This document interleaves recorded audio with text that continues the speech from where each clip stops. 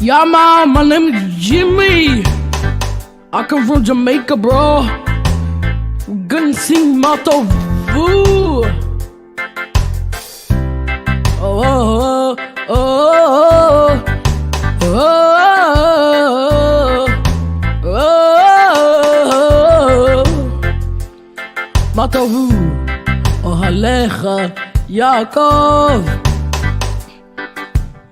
בשכנותיך ישראל, מה טובו אוהליך יעקב.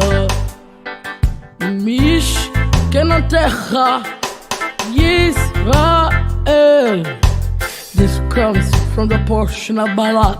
Bilam thinks he's gonna curse Israel, but really in the end his plan derails into nothing and it ends up blessing Israel. מה טובו עליך יעקב, משכנותיך ישראל.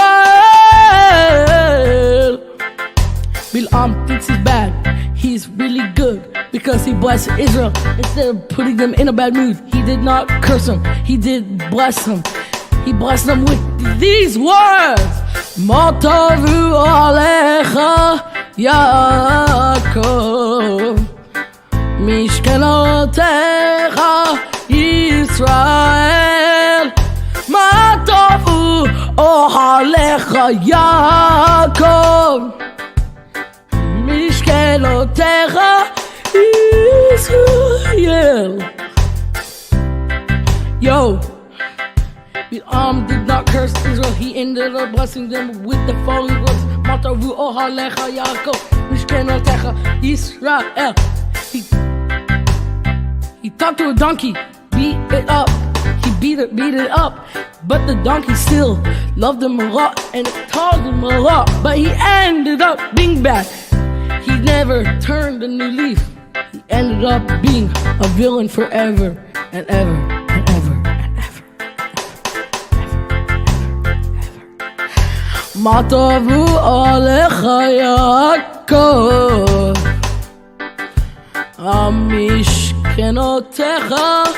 משכנותיך ישראל.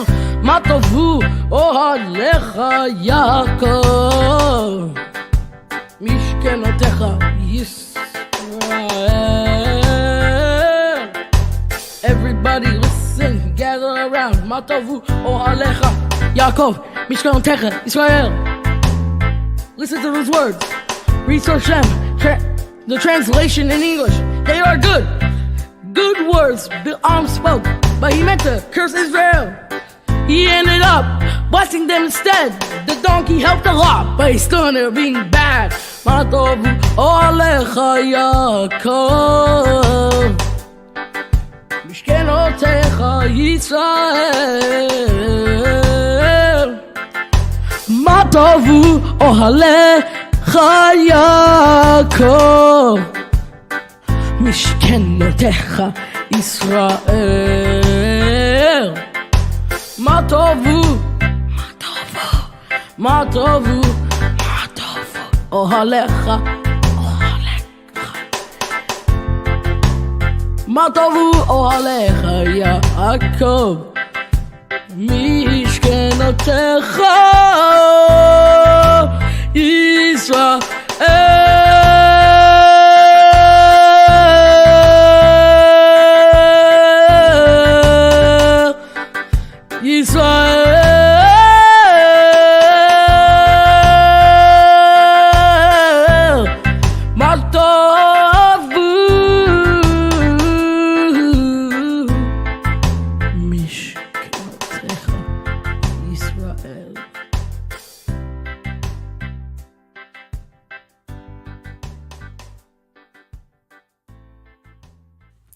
Well, Shavua Tov, everyone. On behalf of Yeshivat Shuvu and Ahavat Imi Ministries, I'm Moriah Jackson Edwards, and it's my pleasure to welcome each and every one of you to Havdalah and Maasei Shlichim.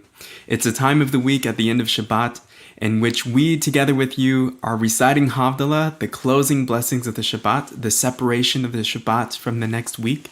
And also, we're listening together to a very special teaching on the book of Acts, the book of Maasei Shlichim, the deeds or the acts of the apostles, the acts of the sent out ones. This is a very special broadcast. We ask that you share it and like it and get the word out to all your friends. We are coming now to Havdalah. This is page number 87 of the Avat Olam Siddur. And as I like to say every week, there's the line of Lecha Dodi which goes like this: Sof Maasei b'machshava techila. It's the last in deed, but first in thought. It's the last thing we do of the week, which is the Shabbat, but Shabbat is the first thing that we think about as we enter into the new week. So as we recite Havdalah together, we are already thinking of the coming Shabbat as we're concluding this Shabbat. It's the last in deed, but the first in thought. Hine el Yeshuati Evtach velo evchad Ki hozi v'zimhat yadonai Vayehi li Yeshua Ushavtim mayim besason Mimane Yeshua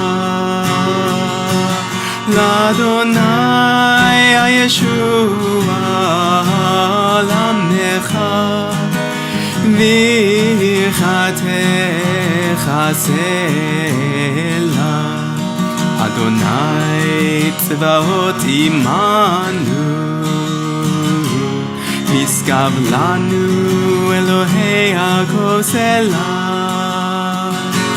Adonai Tzvaot Ashrei Adam Boteach Bach Adonai Hoshia Melech Yaneinu Yom Koenu Leyehudim Ha'etahora V'simcha v'sason v'ikar Hayray hayray hayray hayray hayray hayray Kenti elanu Kos Yeshutasa Uv'shem Adonai Ekar Lay lay la la la la lay lay lay lay la la la la lay lay ya la lay lay lay lay ay ay lay la lay ay lay la la la la lay lay lay lay la la la la lay lay ya la lay lay ay lay ay ay lay ay lay Baruch atah Adonai Eloheinu melech haolam Borei Pri HaGefen Borei Pri HaGefen Hey la la la la la la la la la la la la la Ya la la la ay la ay ay la ya la la la la la la la la la la la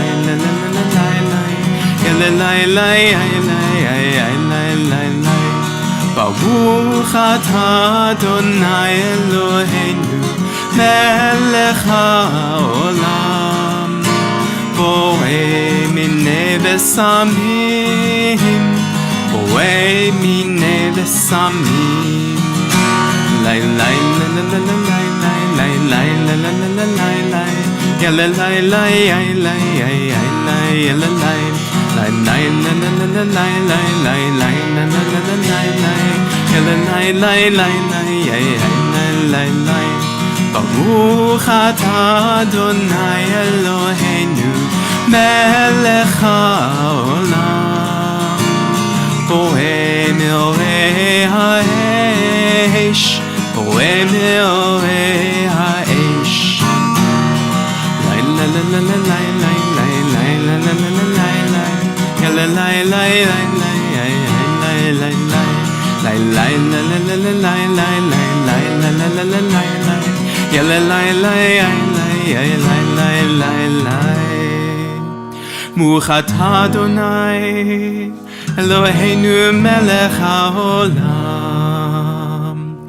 המבדיל בין קודש לחול, המבדיל בין קודש לחול, בין אור לחושך, בין אור לחושך, בין ישראל אל עמים, בין יום השביעי לששת ימי המעשה. ברוך אתה אדוני המבדיל בין קודש לחול. לחיים, everyone. שבוע טוב, שבוע טוב, שבוע טוב, שבוע טוב, שבוע טוב, שבוע טוב, שבוע טוב, שבוע טוב. We are greeting Eliyahu Hanavi, Elijah the prophet, who we know is the precursor, the one who comes before Mashiach ben David. As we welcome Eliyahu Hanavi into the door, we know that behind him stands Mashiach Yeshua, Mashiach ben David.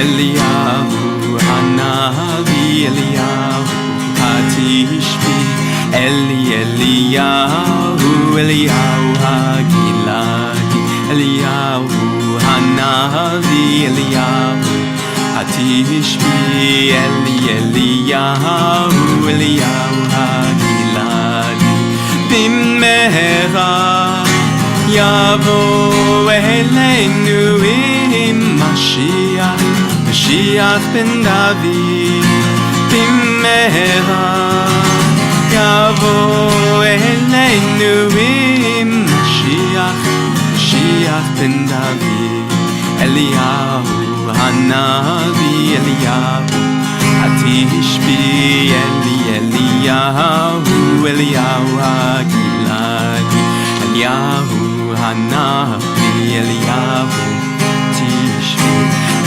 Eliyahu, Eliyahu Hagiladi, Bimera Yavo Eleinu im Mashiach, Mashiach ben David, Bimera Yavo Eleinu im Mashiach, Mashiach ben David, Bimera Yavo Eleinu im Mashiach, Mashiach ben David, Bimera Yavo Eleinu im Mashiach, Mashiach ben David. It is now my pleasure to welcome Carlos Mendoza, who has a very special teaching for us on the book of Acts. Welcome, Carlos. I'm turning it over to you, and Shavua Tov, everyone.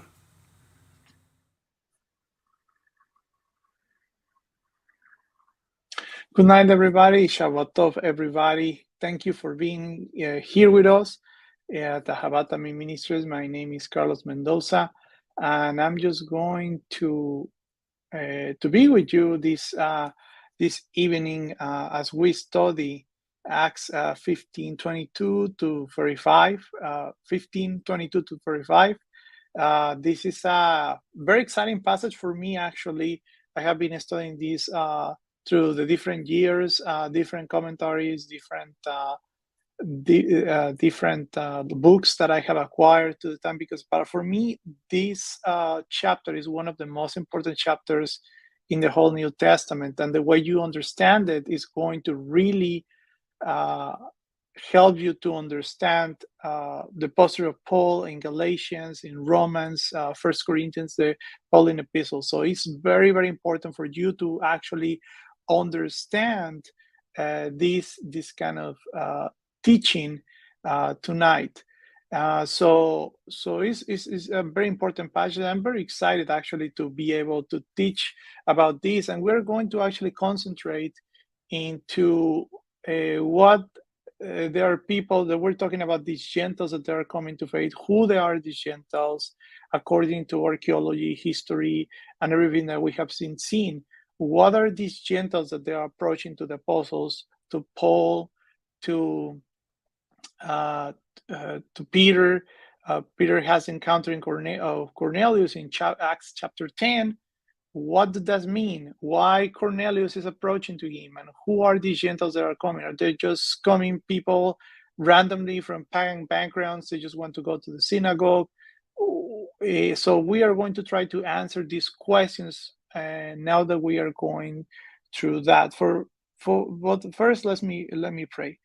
Avinu, Father, thank you for this day. Thank you for this wonderful evening. Thank you for giving us the opportunity to study the words of the New Testament, the book of Acts. Thank you for all the teachers that have been doing this great job. And I ask you that you will speak through me in this evening, and we can study and we can learn something new that we can apply to our lives. In the name of Yeshua, amen, amen. So let's get started. Before I always like, even Rabbi Weiss actually study chapter 15, the previous chapter. I always like to actually give us a little bit of context, because I think you have to take everything into the context of what we're talking about, all the chapter 15, because I'm just going to cover 15, 22 to 35. So I would like to go a little bit behind. So about the resolution, because remember that we have Paul and Barnabas, we have also Peter, and we have different factions talking into that. And it's important for us to understand the context before we jump into the next one. I know that Rabbi David Weiss did a fabulous job into these, and I just wanted basically just to continue what he was teaching about, and I just wanted to kind of expand a little bit more into what we're doing right here. So what I wanted to talk about is the chapters right here. Okay, they say in Acts chapter 19 to 21, that says, therefore my opinion is that we should not put obstacles in the way of the Goyim or the Gentiles who are turning to God. Instead, we should write them a letter telling them to abstain from things polluted by idols, from fornication, from what is strangled, and from blood.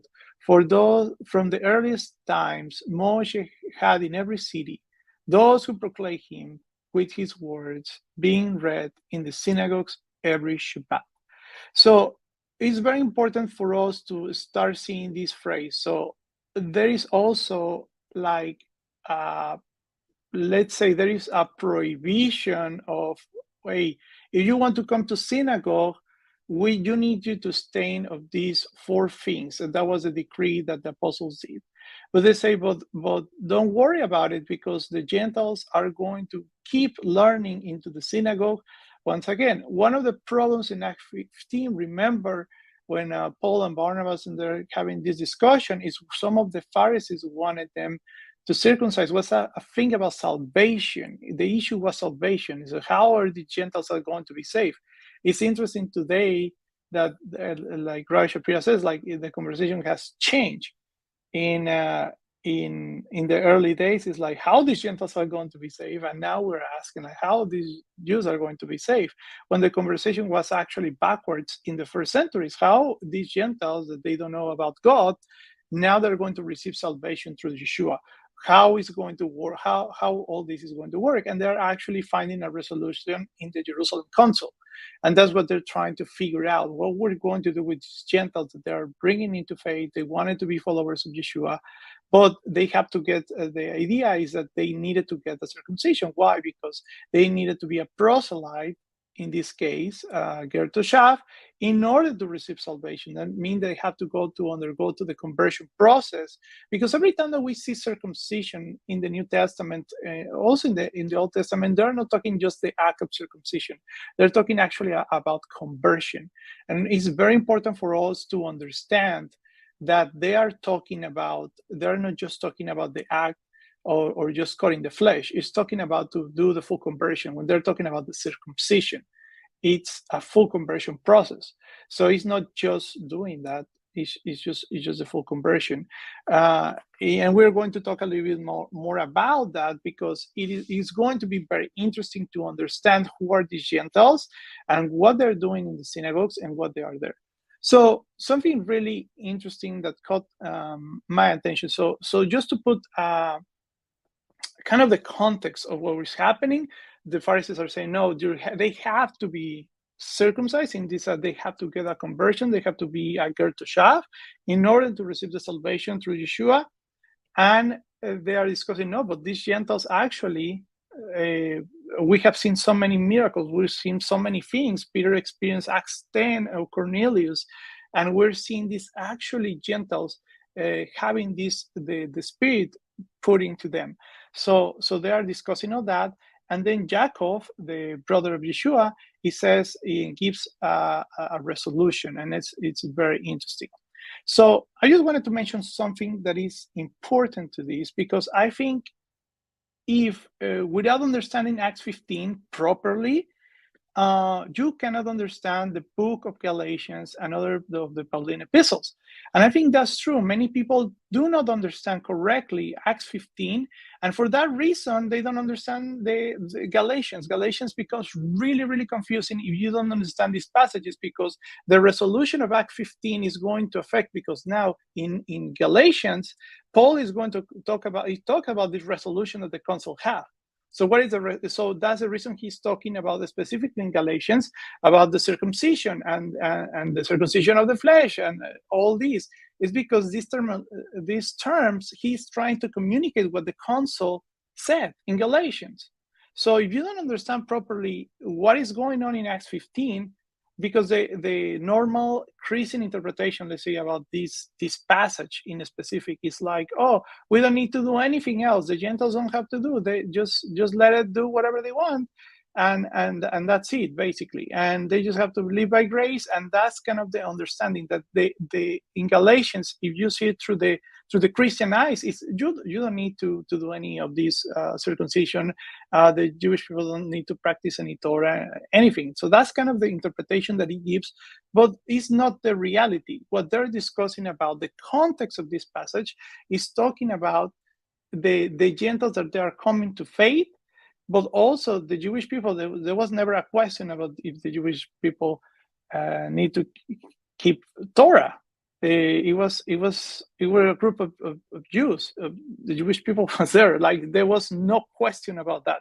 The question was about the Gentiles coming into faith and how they properly have to come, and what is the resolution of this. Okay, so we're going to identify some of these things, but it's very important. I wanted to emphasize, to understand Acts 15 is going to help you to understand the New Testament, and is going to help you to understand all the Pauline epistles, including Galatians. It's one of the most important ones, and why they're talking about the circumcision, because when they're talking about circumcision and circumcision of the heart, of the flesh, all these are terminologies that's talking about the conversion process. And what is most important to get the circumcision of the heart and the flesh, because whatever we do in the spirit is have to be manifested into the flesh. First, we have to be circumcised in our hearts in order to have a circumcision, let's say, on the flesh. It has to come first, and it's always like that in Torah. First is our interior actions, and then it follows an action, like external action. So it's like the prayer. The prayer, first we have to do kavanah, we have to think about what we're saying, and then we do the action. So Judaism is a lot of internalization of what we're doing, not just do like robotics, just doing things because we just do things, but actually they have the kavanah, the intention of the heart. It's very, very important to put the intention of when we practice or do a mitzvot. So understanding that, I wanted to go, there is a understanding already, and this is from the Midrash Rabbah that we're going to see in a minute. And he says in the Midrash Rabbah, in Numbers Rabbah 8:2, they say that there are 4 types of pious ones that stand before the Almighty. As he says in Isaiah 44:5, one will say, I am the Lord's. This nation will say, I am the Lord's. he belongs completely to the Almighty. This is talking about specifically about the nation of Israel. So the Midrash is letting us understand there is going to be one that says, I am the Lord's, and that will be the Jewish people, the people who says, I am the Lord's, and he belongs completely to the Almighty, and has no sinful ways to him. And one will call on the name of Jacob. This refers to the righteous proselytes. We're talking about here, in other terminology, the proselytes of the Ger Toshav, the people who are going to actually be part of the house of Israel, but they go through the process of conversion. They came from a Gentile background, and they decided to go the full, but they are going to claim into the name of Jacob. They will be the converts. And another shall write in their hand, belonging to the Lord. This refers to the penitents. It's talking about the penitents. I think also is talking, in my opinion, to the Ger Toshav, the people who actually be part of the nation of Israel. And this is another category of Gentiles that we have. And also it said the one will name with honor, and this refers to the God-fearers, the Gentiles. So there is going to be a group, according to the Midrash Rabash. We see the 4 groups very delineated here. So the different factions that there are in Judaism, that I think is interesting. We have the Israelite, or the Jewish people, the native born, and then we have the Ger Toshav, we have the converts, and then we have the Ger Tzedek, and then the Ger Toshav, and then we have actually the God-fearers. And who are these God-fearers? What are these Gentiles, and who are they, and what do actually archaeology tell us about these people who were living among the Jewish people? It's very, very interesting, because I think once we start because when I started investigating about this topic, it was so much information. I just could not believe there was so much information. So I'm going to try to give you the most concise information that I can give you, so you can actually understand these beautiful passages. Okay, so this is the understanding of the Midrash Rabash. There are different I don't like to say levels, but different people that is coming to the nation of Israel, and they are getting attached to Israel in some way or another. Of course, there is a level of the proselyte, is the one who accepts all the commandments of the Torah, the Ger Tzedek, and is treated actually as a Jew. There is no difference for a Ger Tzedek to a Jew. And then you have the Ger Toshav, who actually live. It's very difficult now to define the Ger Toshav, because we don't have any more temple and all that. But in ancient times, the Ger Toshav was actually who live among the Jewish people, and they practice some of the commandments, but they were allowed to do certain things that the Jewish people were not allowed. So it was more in the biblical times that we see more about the Ger Toshav. And then the God-fearers is another category, very interesting. And I'm going to make the case, actually, that this is the reason why the entire Messianic Jewish movement explode all over the world. This is the reason why. And actually, if you read in the book of Acts, if you go a little bit, they're talking, Peter actually talks and says, and they say, after, he quotes actually from the scriptures, after this, I will return and I will reveal the fallen tent of David. And he's quoting, if I'm correct, is from the book of Amos. And I will reveal the tent of David, and I will rebuild the ruin, and I will restore it. So what he's saying is that, and says, that is all the Goyim, all the nations who have been called by my name, says Adonai. So he sees this process of Gentiles who wanted to be grafted into Israel, being part of this process of restoring the tent of David. And he sees it as a prophecy, because he remembered that he just has the encounter with Cornelius. So it's very important to understand. The problem is that a lot of people think that these were Gentiles, like the Gentiles that were seen in the New Testament, they were just like pagans. They were all surrounded of this pagan, and then one time they just woke up and they just wanted to come to the synagogue, and and that was not the case, actually. Many of these were actually seeing already into the synagogue. These God-fearers. So this is, for example, I'm going to show you on a screen. This is an inscription at Aphrodisias in Turkey. This city of Aphrodisias was a Greek city, and it has its inscription that is there. It's in Greek, and basically, what is in this inscription is talk about the offices and who they were. They were the God-fearers. And it talks that this person, this inscription specifically talk about people that donated to Jewish causes. That's amazing, right? Today we have some groups that they are not Jewish, that they donated to causes, but these were really attached to Israel. So there is actually archaeological evidence of the God-fearers, and it's very, very interesting on this. It is called the Theosebis. The Theosebis is the Greek word that describes the God-fearers, and there are inscriptions all around the ancient world. This is one of the, let's say, well-preserved one, and actually it talks about this relationship that the Theosebis has in Aphrodisias, in this city, where they were pouring the resources in favor of the Jewish community. They donated charity. Some of them observed the Jewish law. Some of them observed the Sabbath.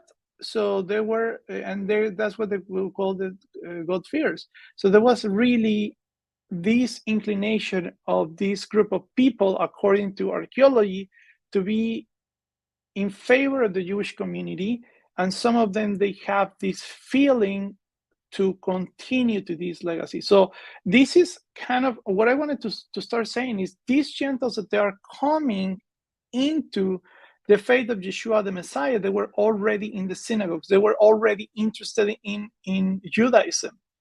And that's the discussion that they are having. What would you do with them? Do they have salvation through Yeshua, or they have to become a ger toshav?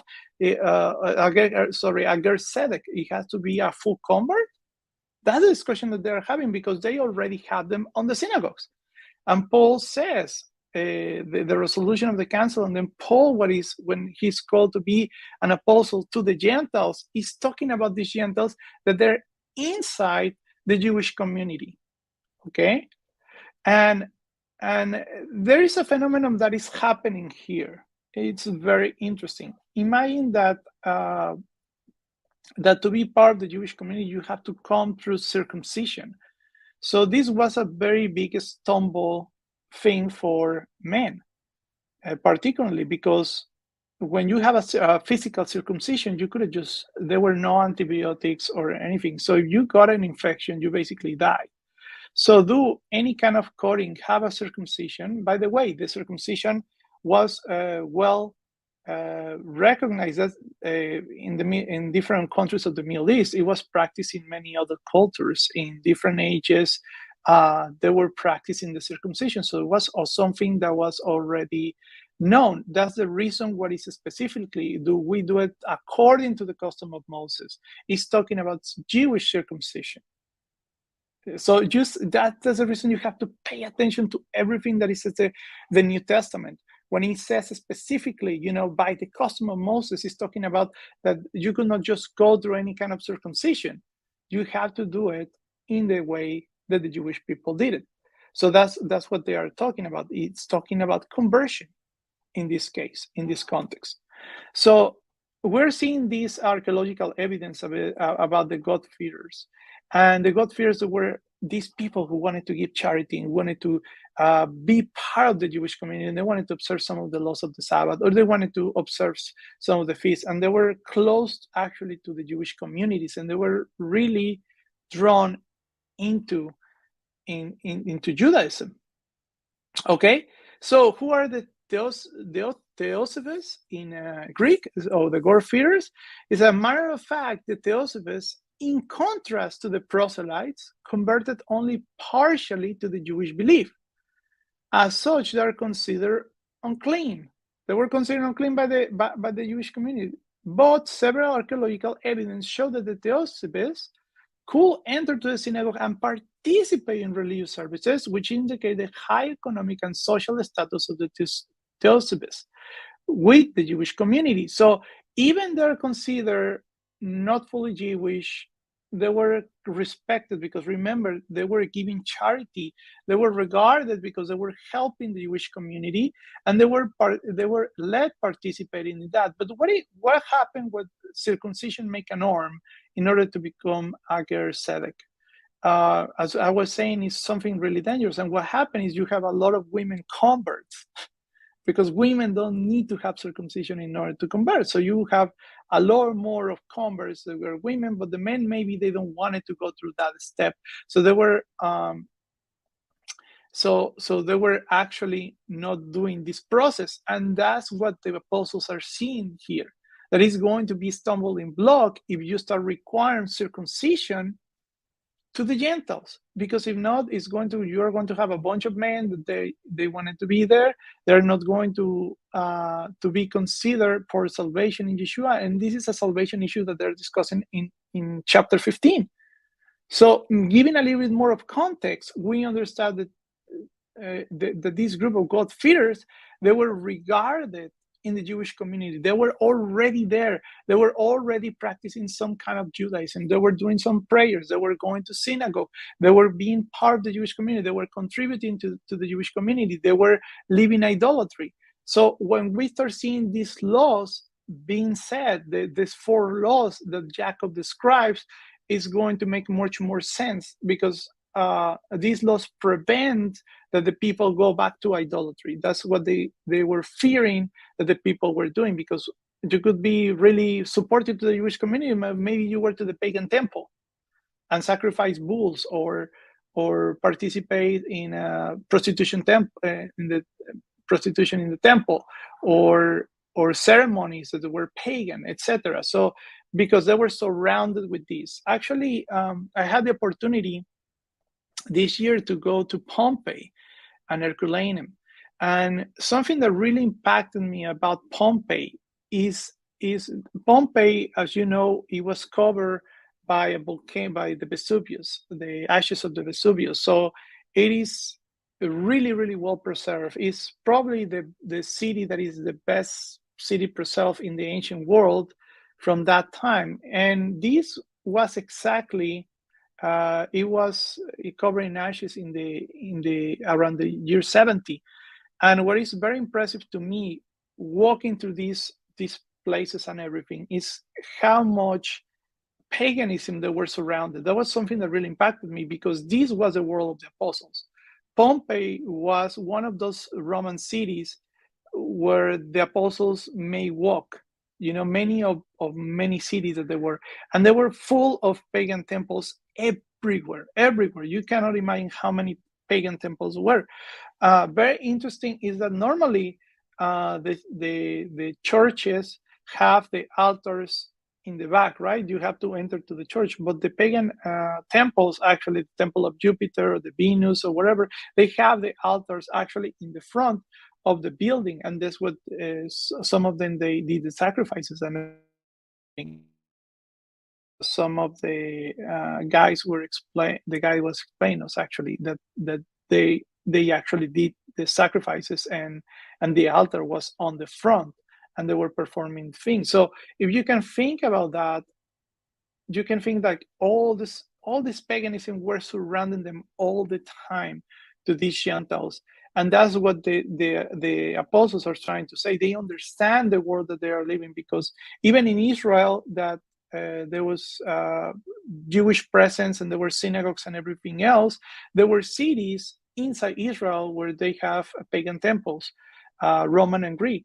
So they understand, in the diaspora even more, because they were in Ephesus and Galatia and all these places. They were surrounded with different pagan temples for different pagan cultures, mainly Greek and Roman. But being in Pompeii, it really gave me the ability to see, wow, this is a world that it's outside of our understanding. Pompeii had 80% of slaves. So 80% of the population were slaves.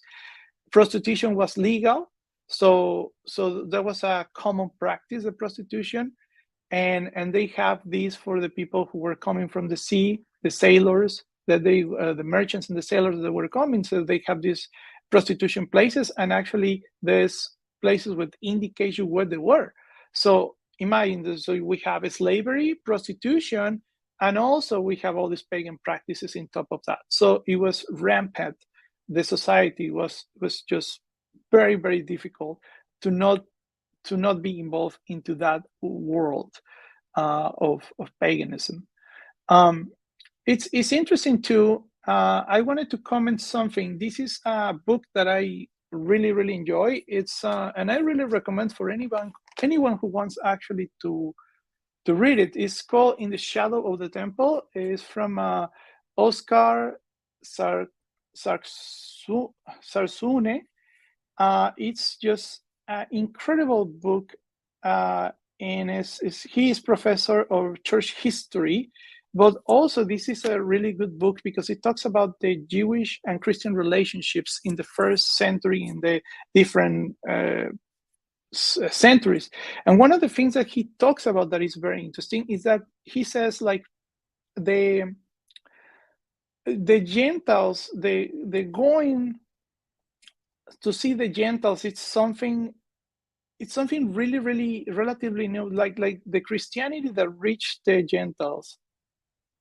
It is something really new. It happened until the 3rd or 4th century, meaning that the Christian communities that grow were around actually the Jewish populations. And he actually in the book has a map.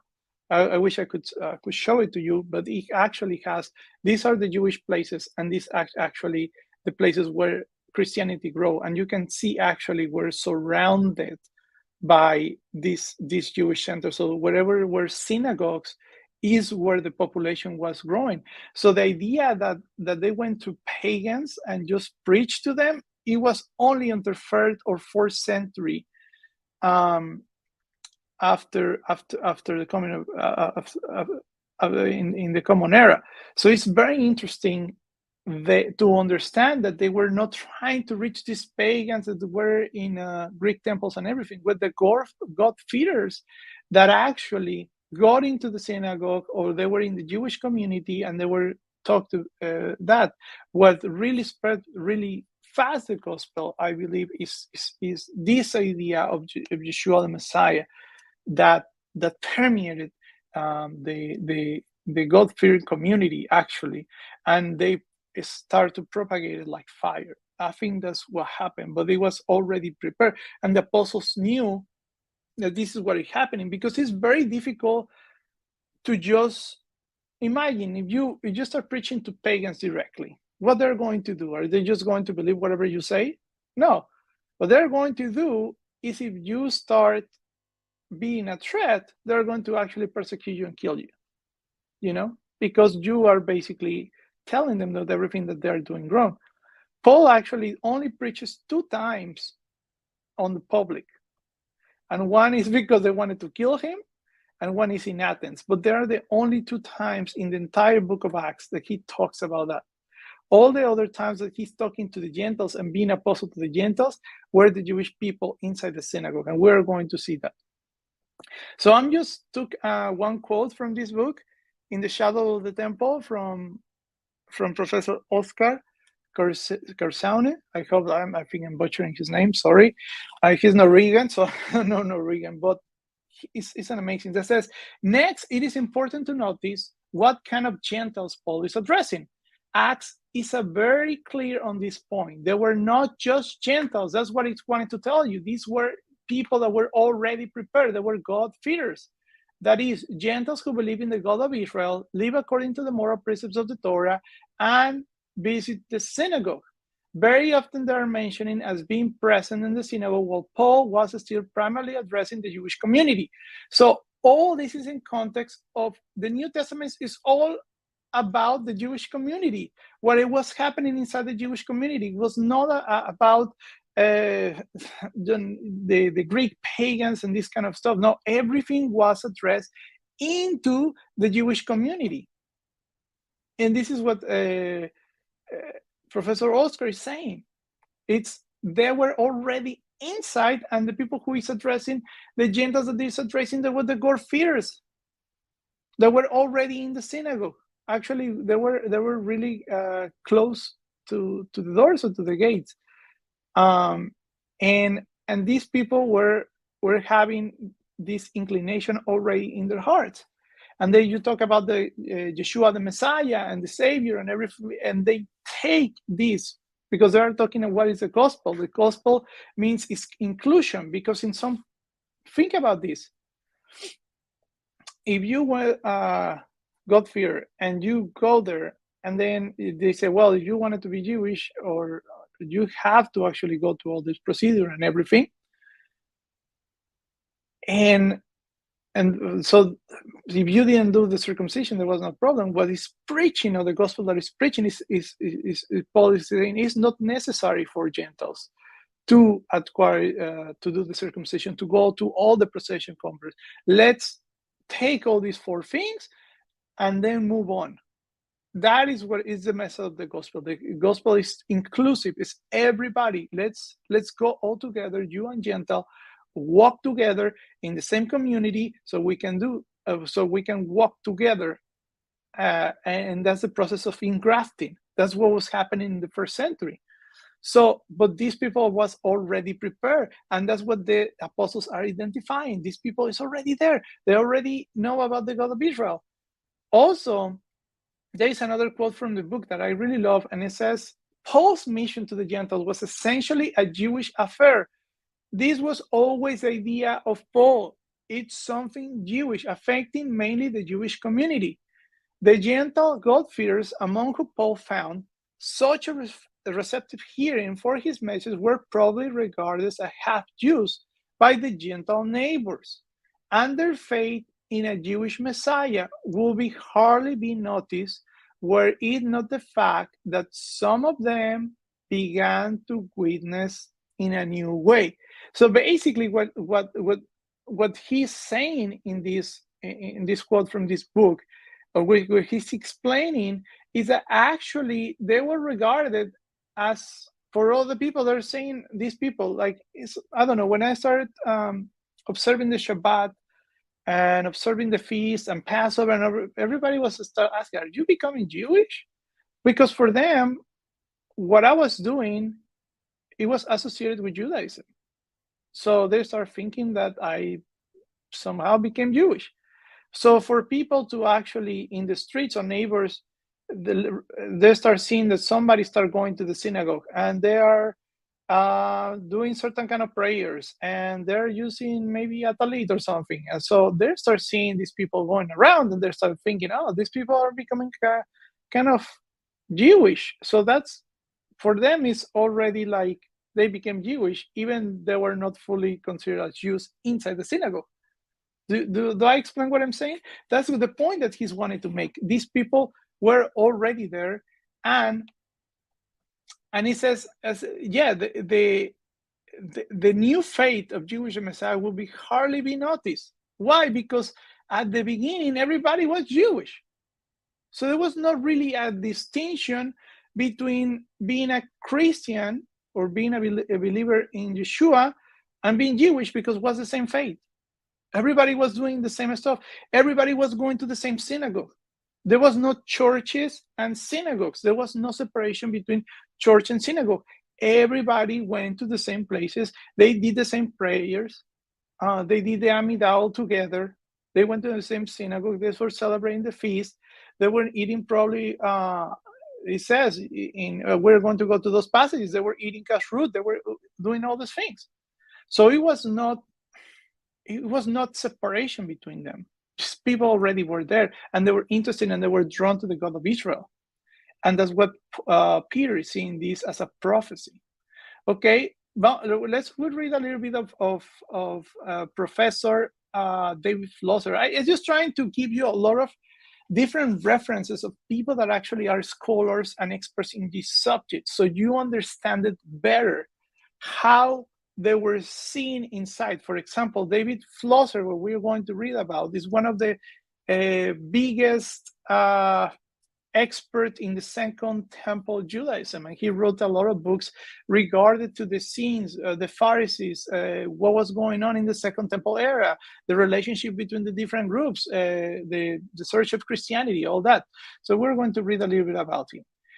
Professor David Flosser, they say the Noahide precepts were only seen as a minimal condition for Gentiles to be recognized as God-fearers. They were so understood by the by the God-fearers themselves, who were attracted by the Jewish way of life and accepted many of the Jewish commandments. Well, as I was saying, they're understanding that this group of people actually are observing some kind of parts of the Torah or some moral parts of the Torah, but everything they are doing is Jewish. And say, without becoming fruit proselytes. Why they wanted to become proselytes? Remember, because they needed to go through circumcision. And for men, this is a really difficult step to do. And it was a dangerous one too. You could die. So people were not wanted to go. Maybe if you were women, probably it was a little bit different. Because you didn't have to go through circumcision. You have to have that. So probably they have more converts that were women, as I was mentioning. So Dave Flosser says, it is evident that while the leadership of the Mother Church, and I don't like this phrase, but I'm just quoting from him, or the Apostolic Council decided to lay no burden upon the Gentile believers beyond the Noahide precepts, Acts 15, 28 to 29 that we're going to read, and Galatians 2 and 6. It did not object to their voluntarily observing more. So the apostles are saying, hey, you need to do this. You need to do the command. You not to need this kind of 4 things, but they never say, hey, but you just have to stop in this place. When you start observing Shabbat, don't do anymore. Or if you go to Rosh Hashanah, that's too much. They're not putting any limits of what a Gentile can observe. They are putting the limits about what they cannot do if they come to the synagogue. So they don't contaminate the ending, and they don't start mixing one thing with the other, or the pagan customs and everything else. Remember, because at that time also was Hellenism, and there were other things, Gnosticism, and many other things that were permeating the faith. Okay, this is what Professor Dave Flosser is saying, that they just wanted him to have the commandments. So let's go to Acts 15 and 29 that Professor Flosser is saying, and let's study a little bit about what is the decree that Jacob gave to the Jewish Messianic community here in Acts 15. This is, for it seems good to the Ruach HaKodesh and to us to not lay any heavy burden on that the following requirements: to abstain from blood that has been sacrificed to idols. Okay, let's define that. What is sacrifice? As I say, remember, these cities were full of pagan places, so they have to not start offering anything to the idols. The idolatry is a big no-no, because if they start doing the idolatry, maybe they start bringing idolatrous practices inside the synagogue, so we don't want that. So this is the first provision. The second one is from blood. Here, from blood, it is all interpreted not to eat the blood, but also against murder, not killing people, or things like that. So there are certain variations also in certain manuscripts. So blood could be to eat kashrut, to eat animals that they have been sacrifically correct sacrificed by a butcher, Jewish shochet and everything. So to abstain from blood, because remember that pagans just eat it whatever. They didn't have the custom of cutting and let the animal be trained until this day. When you eat anything kosher, it has the same process that let flow the blood out of the body. Then from strangled things, and also from fornication. Remember, strangled things is something that was not cut correctly according to the laws of kashrut. And fornication is talking about any practices, because remember, in the pagan temples we were practice what is called temple prostitution. And prostitution, as I was telling you, like in places in many parts of the Roman Empire, it was legal, and they were taking slaves, and these women and men. So actually they have all these different practices. You could choose men, women, there was no distinction. And it was legal, and normally they were using slaves. So imagine this. So fornication is a big no-no, because the practices, meaning temple prostitution or any other kind of prostitution practices that were doing in ancient times, at that time in the Roman Empire, more than in the Greek and the Roman Empire. So that's a big no-no. And they say, if you keep yourself from this, they will be doing the right thing. So that's what the apostles wanted. Just don't bring all these things that has to do with idolatry, that are related with idolatry practices. Don't bring this into that. If you leave the idolatry behind you, in the same way that Abraham did, remember that Abraham, our father, he left all the idolatry and he just rejected all the gods, and then he accepted the true one God. So this is what they have to do. This is connected to the Noahide laws, or the laws of Noah, and they are very similar. Probably this is like a version, because the Noahide laws, what people don't know is actually they appear in the book of Genesis. In the book of Genesis, when the descendants of Noah, they talk about some of these laws, but also it is recorded in Jubilees, in the book of Jubilees that is mentioned in the Bible. Also, it is recorded in different Jewish sources, and it was more concrete in the Tosefta, also in the Talmud. So there are many Jewish through the years has been always the idea that there are 7 universal laws of Noah, and we're going to talk a little bit about that. Now, these are the Noahide laws. I'm not going to explain it all, because this is not a lesson for the Noahide laws, but I wanted to say something that is really important before I say about the Noahide laws, because I know that sometimes there is like this controversy going on, and people that is becoming Noahides and everything. The idea of the apostles, if you see the apostolic idea, was for people to go to the synagogue every Sabbath. So you will stop doing that, start following these 4 laws, and day by day going to the synagogue, you will learn more about the Torah. Because remember, at that time also, there were not Bibles like we have today. They didn't have books that you can just read the Torah. You have to listen to the Torah. You have to go to the synagogue. There was a scroll, and in the scroll you will read the Torah. And actually, somebody saying the idea of reading books by us alone, it's something relatively new. The idea was always, because there was a short availability of books, they were read also in community. So the Torah was always read in community, and until today we have still having the custom of hearing the words of the Torah. So this idea of reading the Bible was relatively new. So what do? You don't have a Torah, you don't have a Bible really, or scrolls, unless you're hyper rich and can afford to actually die, because for a Torah scroll, I think they have to die. I don't remember the number of animals, depending the size, but at least 30 to 50 animals. They have skins that you need to a Torah scroll. So it's very, very expensive. And imagine just the time for actually writing a Torah scroll. You have to pay somebody, a scribe, etc., etc. So it's complicated. But if you have a Torah in the synagogue, you could listen every week about the Torah, and you will start learning the laws. Oh, I don't have to do this. I have to do this. I have to do this mitzvot, not mitzvot. So the idea is to first renounce everything that is idolatry, and learn and keep learning. But there was, as David Flosser is saying, is they didn't put a cap of how much you wanted to keep or not to keep, but they were fully accepted with this. And those are actually the good news. That's the gospel. The gospel is for us, because before, if you wanted to be part of the house of Israel, what you needed to do? You needed to go to the conversion process. For now, with Messiah Yeshua, he opened the door for everybody of us who are part of the nations, and that's the gospel. Everybody who wants to believe, they can come and be grafted into the house of Israel. Of course, there is an ordering to enter into the house. You don't enter in the house with your, to a new house and just do whatever you want, but you do it in the proper order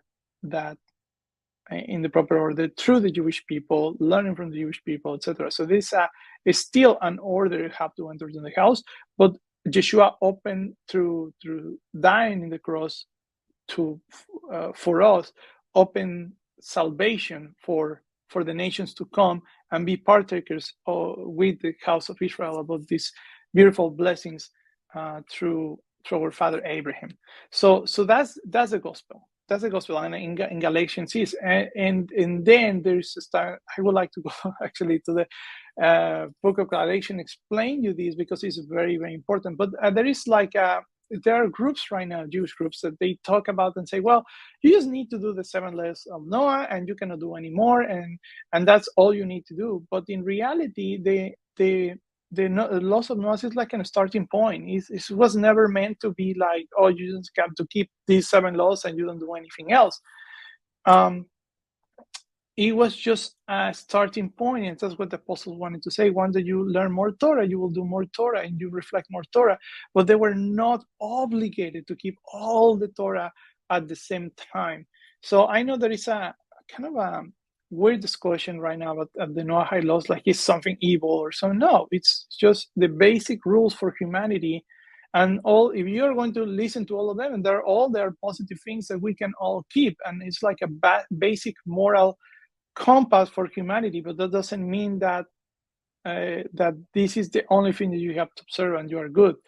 It is much more than that. So this is just, and the apostles have this, they have this Noahide understanding of these are the basics that the people need to have, and one of them is renouncing idolatry. So let's go and see some of the Noahide laws. So Noahide law is not worship idols. We see actually this in chapter 15. Not to curse God, not to commit murder, not to commit adultery or sexual immorality. That is mentioned also in Acts 15. Not to steal, not to eat the flesh torn from a living animal. That is also mentioned in a way in Acts 15, because it actually says not get blood from things strangled. So this could actually be part of that, because not eat from flesh from a living animal is something horrific. Believe it or not, in some countries they're still doing this. That is something really, really bad. To establish courts of justice is one of them. So if you see, everything is positive. I don't see anything like, oh, the people just, I don't know, some people say, oh, it's terrible, like, I know. But I think everything is positive. It's something that already many of us who come from a Christian background or have understanding of the Bible, or some of us, we are already doing this, the renouncing of the idolatry and all that, to believe in the true God, and everything I see is positive. I'm not going to explain, but you see how this is connected. The Noahide laws are connected to the apostolic, and their understanding of these Noahide laws, they understand that there are some basic rules for Gentiles to keep and to be grafted into the house of Israel. So just like a recap, I know that I went through a lot of things, but this is what I wanted to you to understand is there were some basic rules that they were part of the house of Israel. There were some basic rules and that the Jerusalem Council established in Acts 15. Those 4 laws that they are part of what we call them right now the Noahide laws. They were they were the minimum required for somebody to be considered entering to a synagogue. The idea of the apostles is that you grow in observance. They don't want it to obligate people to keep all the Torah, because actually says, Peter actually says, hey, if we give them all this Torah, not even our forefathers could do that. So we're just going to put like a joke into them, and it's going to be too difficult. And that's the truth. Imagine if they tell you now, I don't know how you felt, but me walking through many years, sometimes I felt overwhelmed. Like, I didn't know that I have to do this, and I didn't know that I have to do this, and it just become a difficult process if you wanted to observe everything. So what I tell for people is always, and maybe you are new into the channel, and you're new into what we're talking about. So what I tell to people is just take a little bit, like the apostles is saying. What I always tell to people: let's start with the Shabbat. Start observing the Shabbat. And then after the Shabbat, then you say, what else? That's what happened to me. It's like I start observing Shabbat and then say, what else? What is the next step? And I say, well, there is going to be this celebration called Passover. Okay, I celebrate Passover. So then after getting Passover, I say, what else can I do? Like, is there anything else? And say, yeah, there is a festival called Shavuot. Okay, I do Shavuot. So for me, it has been always guided through the Holy Spirit. You have to be guided through the Holy Spirit. You don't try to do things because you wanted to do it. Something that we learn in Yeshivat Shuvu, it's that we actually internalize the things that we are learning so we can do it. It's better to internalize and understanding why you're doing the things than not doing it. We're talking in the first segment, we're talking about doing things with kavanah, with the intention of the heart. That's the most important part. Reflection, kavanah, intention, not just doing things like a robot or mechanical. So you're new, just need to take some things, or like some people get too overwhelmed because they wanted to do, like, let's say Shabbat and kashrut and not eating this and that. Like, it just becomes overwhelming. It's like, I cannot do it. That's the reason sometimes it takes for a convert, if you go to an Orthodox synagogue, it takes around 3 years to get the conversion, because you have to learn all this step by step. You cannot just They cannot just dump everything into you. You have to learn it first, internalize it, and then if you are sure, you go to that process of conversion. But it's interesting that the apostles were not interested to really circumcise just everybody. They wanted people to come and to learn from the Jewish people, and to go to the grafted in. And there will be moments like Timothy, for example. Timothy was circumcised, and Paul took Timothy and they circumcised Timothy. Because why? One of the reasons is because I think he was from Jewish parents, so he drew that and said, well, you need to be circumcised. So he felt that he was compelled to circumcise, and he circumcised it. Because a lot of people say, well, Paul stopped all circumcisions. Well, that's not true, because Acts also told us that he did it to Timothy. But it is a case-based scenario. It's not that everybody has to. Everybody goes to a different journey, and that's what I wanted to tell you this evening, is that everybody of us have our own journey, and each one of us have to take our own steps. So I hope that this has helping you to understand these decisions and everything was based in the Jewish world, in the Jewish context. And these God fears, they were prevalent into the Jewish world. And I think that's what led the explosion of the Messianic Jewish movement around the Gentiles. It was because, and it is really, really parallel of what we're living today. We're living in a time that we see a lot of people waking up, and they starting like, well, there is something more. I just, for some reason, I just read this verse of Bible that I read it 20 times in my life, 20, 30 times, but this time it was different. Something really sparked me, and it's talking about the Shabbat. What is the Shabbat going on? And they start investigating, and they get into the Shabbat, and they wanted to practice. The same movement that happened in the first century is happening again. God is preparing the hearts of the people so they can be able to be grafted in. And that's what the apostles saw in that day, that the Gentiles were be prepared to go to prepare and raise the tent of David. And this is a messianic prophecy.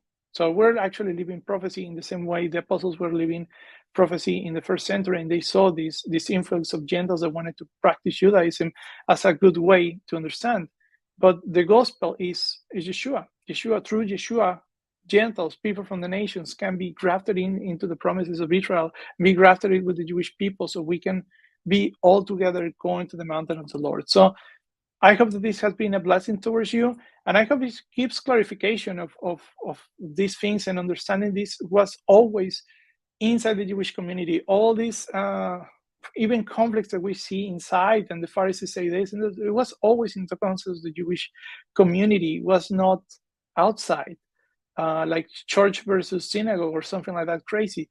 It was all in the context of Judaism and the first century and Jewish law. So I hope that you have a wonderful Shabbat Tov, everybody. I hope that you have a blessed day, and I'm happy that you watch this with me, and I recommend some books that you can read, and I hope that you have a blessed day.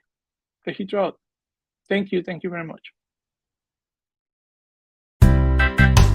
Yeah, man, my name is Jimmy. I come from Jamaica, bro. We're gonna sing Motto Vu. Oh, oh, oh, oh, oh, oh, Motto Vu. Oh, Alecha, Yaakov. בשכנותיך ישראל, מה טובו אוהליך יעקב. משכנותיך ישראל. This comes from the portion of Balak. Bilam thinks he's gonna curse Israel, but really in the end his plan derails into nothing and it ends up blessing Israel. מה טובו עליך יעקב, משכנותיך ישראל. Bilam thinks he's bad, he's really good, because he blessed Israel instead of putting them in a bad mood. He did not curse them, he did bless them. He blessed them with these words: מה טובו עליך יעקב, משכנותיך ישראל. מה טובו אוהליך יעקב, משכנותיך ישראל. Yo, Bilam did not curse Israel, he ended up blessing them with the following words: מה טובו אוהליך יעקב, משכנותיך ישראל. He talked to a donkey, beat it up. He beat it up. But the donkey still loved him a lot and told him a lot. But he ended up being bad. He never turned a new leaf. He ended up being a villain forever and ever and ever and ever and ever. מה טובו עליך יעקב,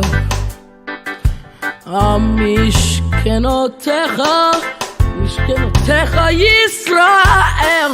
מה טובו אוהליך יעקב, משכנותיך ישראל. Everybody listen, gather around. מה טובו אוהליך יעקב, משכנותיך ישראל. Listen to those words. Research them.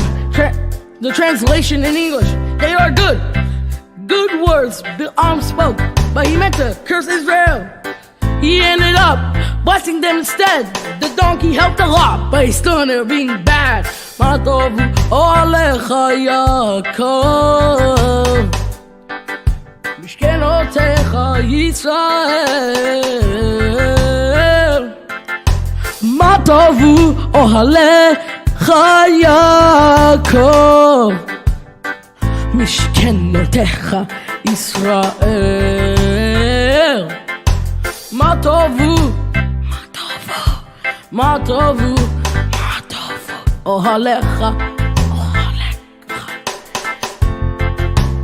מה טובו אוהליך יעקב, משכנותיך